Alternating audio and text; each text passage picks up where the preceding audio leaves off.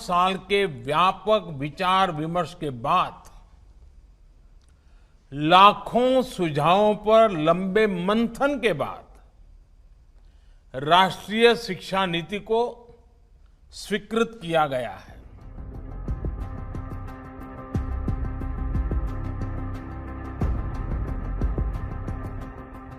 आज देश भर में इसकी व्यापक चर्चा हो रही है।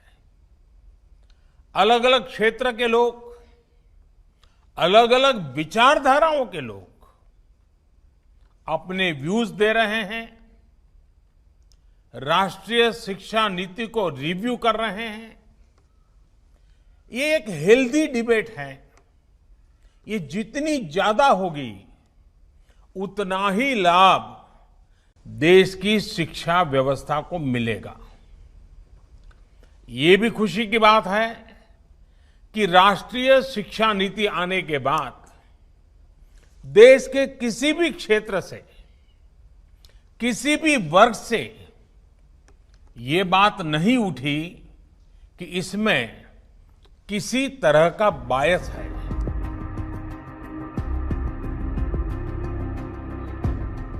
राष्ट्रीय शिक्षा नीति 21वीं सदी के भारत की, नए भारत की फाउंडेशन तैयार करने वाली है। 21वीं सदी के भारत को हमारे युवाओं और हमारे युवाओं को जिस तरह की एजुकेशन की जरूरत है, जैसी स्किल्स चाहिए, राष्ट्रीय शिक्षा नीति पर इन बातों पर विशेष फोकस है।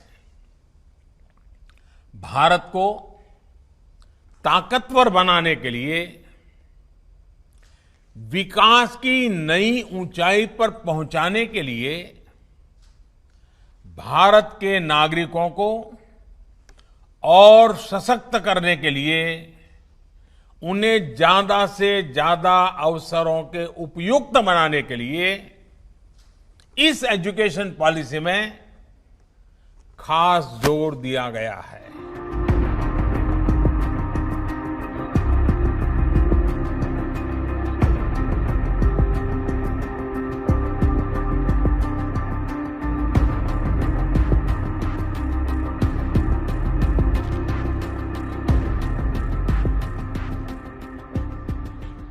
एक नई विश्व व्यवस्था खड़ी हो रही है। एक नया ग्लोबल स्टैंडर्ड भी तय हो रहा है। इसके हिसाब से भारत का एजुकेशन सिस्टम खुद में बदलाव करे, ये भी किया जाना बहुत जरूरी था। स्कूल करिकुलम के 10+2 स्ट्रक्चर से आगे बढ़कर अब 5+3+3+4 करिकुलम का स्ट्रक्चर देना इसी दिशा में एक कदम है।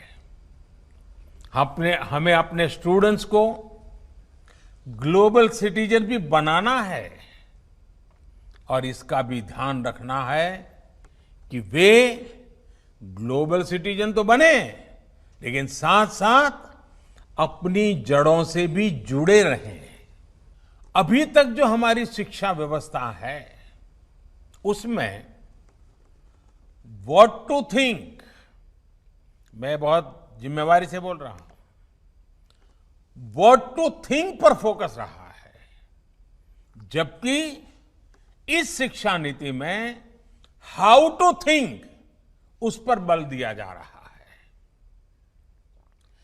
ये मैं इसलिए कह रहा हूं कि आज जिस दौर में हम, और ये दौर ऐसा है जहां इंफॉर्मेशन और कंटेंट की कोई कमी नहीं है, एक प्रकार से बाढ़ आई हुई है। हर प्रकार की जानकारी आपके मोबाइल फोन पर अवेलेबल है। जरूरी ये है कि कौन सी जानकारी हासिल करनी है, क्या पढ़ना है। इस बात को ध्यान में रखकर ही राष्ट्रीय शिक्षा नीति में प्रयास किया गया है कि जो पढ़ाई के लिए लंबा चौड़ा सिलेबस होता है, ढेर सारी किताबें होती हैं, उसकी अनिवार्यता को कम किया जाए।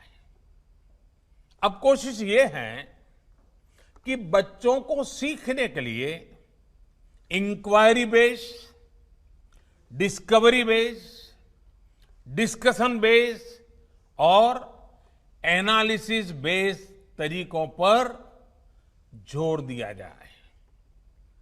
इससे बच्चों में सीखने की